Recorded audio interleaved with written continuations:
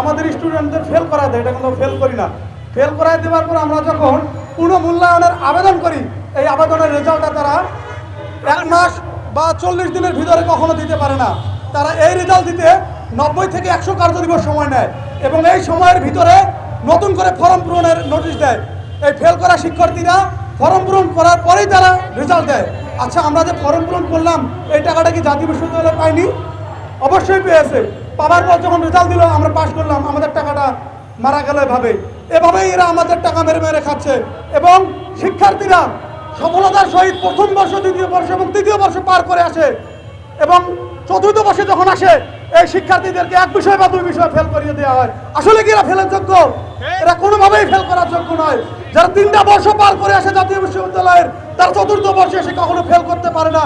আমাদের জাতীয় বিশ্ববিদ্যালয় আমাদেরকে ফেল করিয়ে দিয়ে এরা আমাদের জীবনকে অন্ধকারে ঠেলে দিচ্ছে।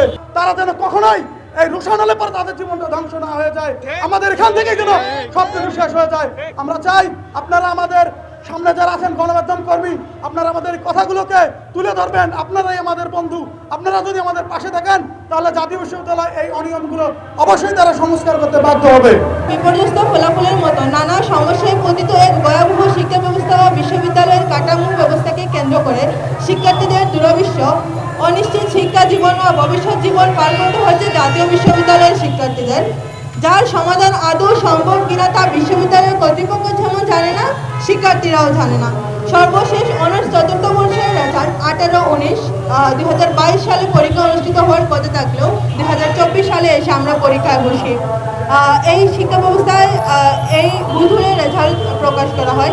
লাগামহীন উচ্চ সেশনের থাকা সত্ত্বেও বিশ্ববিদ্যালয়ের সিন্ডিকেট এবং অনিয়মের কারণে গত 17 নভেম্বর 2024 ফলাফল বুধুরে ও ত্রুটিপূর্ণ ফলাফলের সম্মুখীন হয়েছে জাতীয় বিশ্ববিদ্যালয়ের প্রশাসন, ফলাফল প্রদানে ব্যর্থ। এরপর 24 নভেম্বর ও 2 জানুয়ারি 2025 পুনর্মূল্যায়নের ফলাফল দ্রুত প্রদানের জন্য মানববন্ধন করলে বিশ্ববিদ্যালয়ের প্রক্টর জাতীয় মিডিয়ার সামনে জানুয়ারির শেষ সপ্তাহে প্রদান করিবে বলেন, কিন্তু জানুয়ারি মাস শেষ হলেও বিশ্ববিদ্যালয়ের প্রশাসন এখনও রেজাল্ট প্রদানে ব্যর্থ।